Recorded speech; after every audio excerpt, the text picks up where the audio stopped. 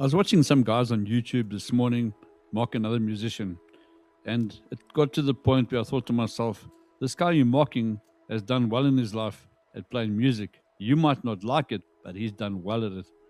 So that just made me wonder what drives people to mock other people. Well, the Bible strongly condemns mocking, viewing it as foolish, arrogant, and harmful behavior. It reflects a lack of love and fear of God, actually. Scripture warns that mockers bring strife, struggle to gain wisdom, and will face personal suffering and judgment for their prideful contempt towards other people.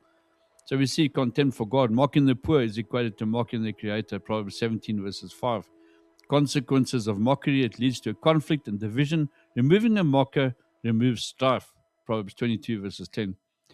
While the wise accept rebuke, mockers are often unable to accept correction and refuse to listen to wisdom, Proverbs 9 and Proverbs 14.